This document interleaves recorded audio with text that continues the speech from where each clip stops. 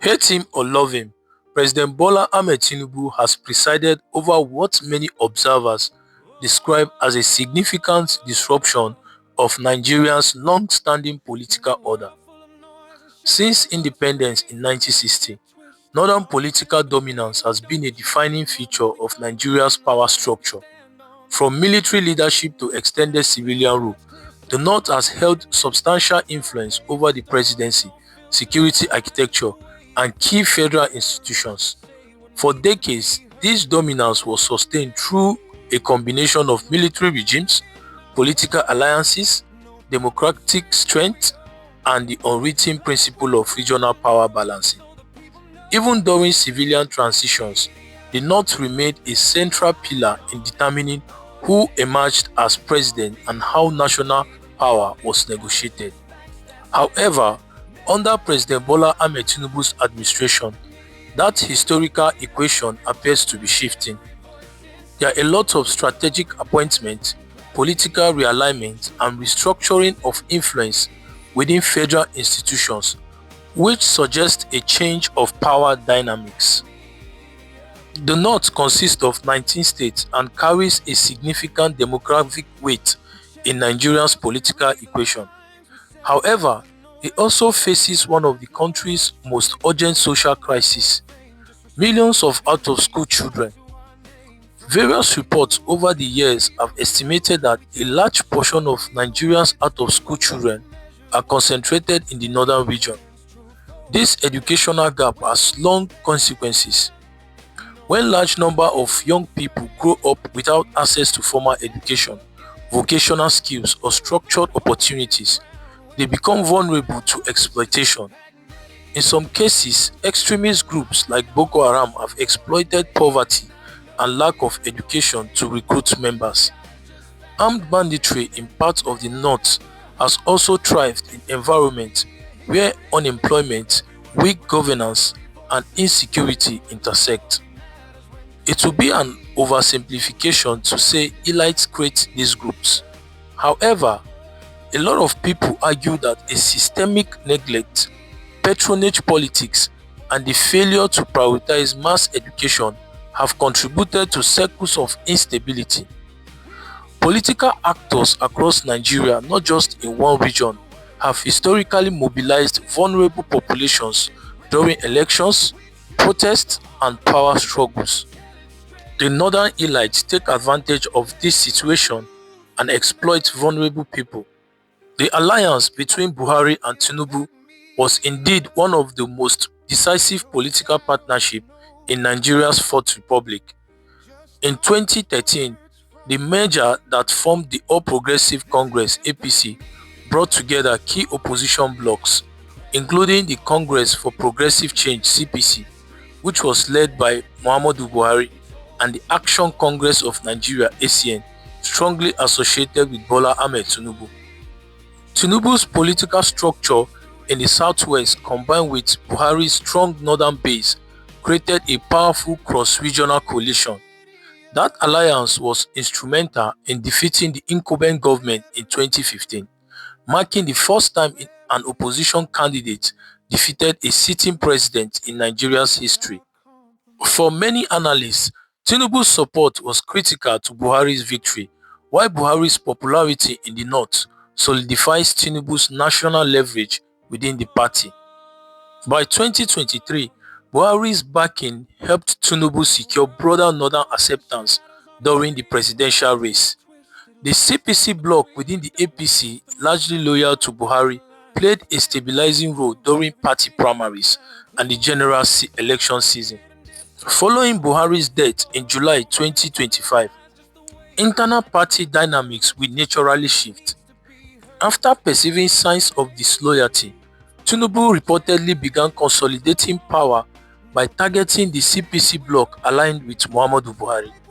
The first figure on the list is Nasir El-Rufai, former governor of Kaduna State and former minister during the Olusegun Obasanjo administration. There are reports that indicate that there were plans for him to be detained by the Department of State Services upon arrival from Egypt. El-Rufai, however, reportedly presented himself voluntarily to the DSS and the Independent Corrupt Practices Commission, and is currently detained over corruption and national security concerns.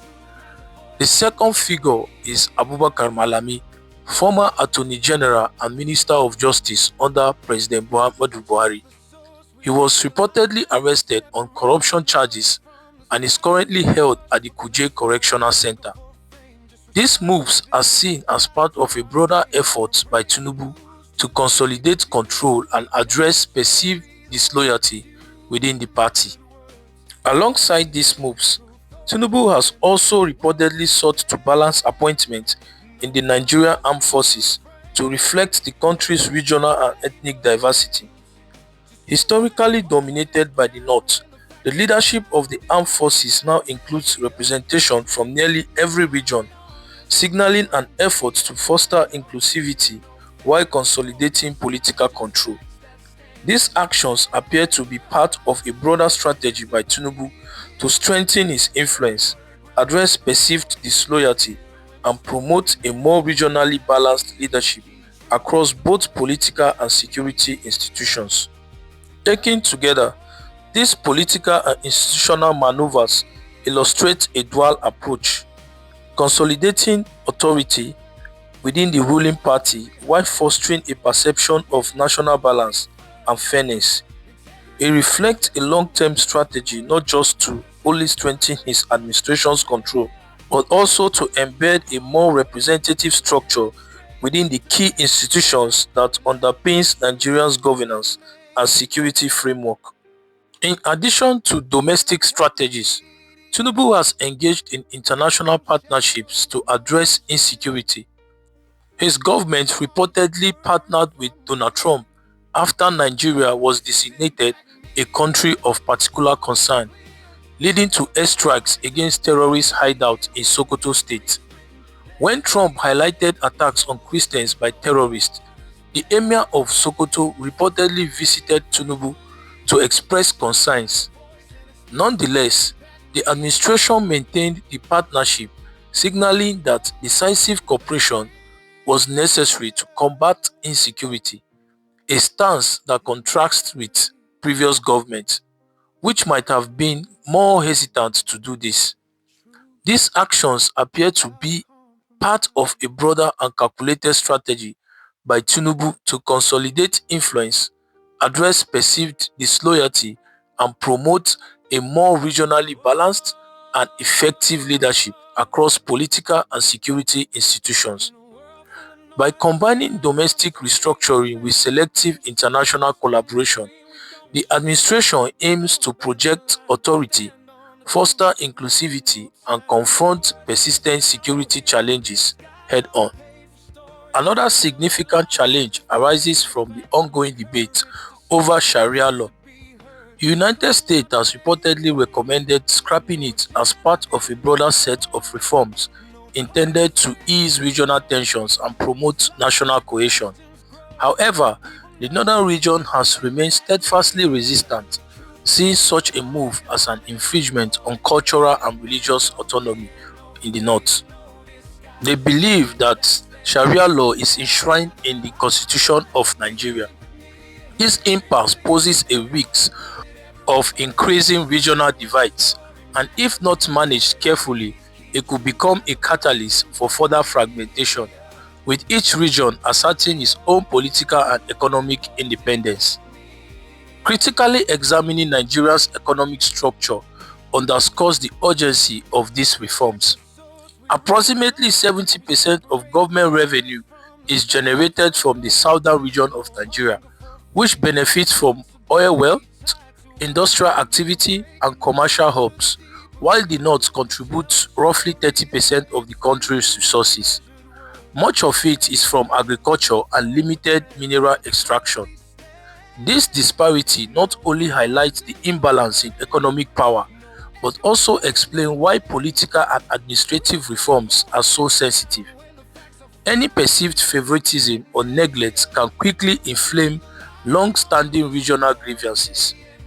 In this context, Bola Ahmed Tinubu's moves, ranging from political consolidation and accountability measures against high-profile figures to reforms in the armed forces and the Strategic International Security Cooperation appear to be a part of a coordinated effort to recalibrate the country's balance of power. By promoting inclusivity in key institutions, ensuring regional representation in leadership positions, and actively engaging in measures to confront insecurity, Tinubu is signaling a commitment to both national unity and pragmatic governance. Taken together, these actions reflect a broader long-term strategy aimed at consolidating authority while fostering national cohesion. Beyond immediate political gains, Tinubu's approach may be laying the groundwork for structural reforms capable of redefining Nigeria's political, economic, and security landscape. If successful, these measures could not only address historical imbalances between regions but also create a foundation for more equitable development, stronger institutions, and a more resilient national framework capable of withstanding internal and external pressures. Please consider subscribing to this channel, as 96% of people who view these channels are not subscribed to it. When you subscribe to this channel, it helps you to push this news to more viewers. Please do that to support Impact Media. Thank you.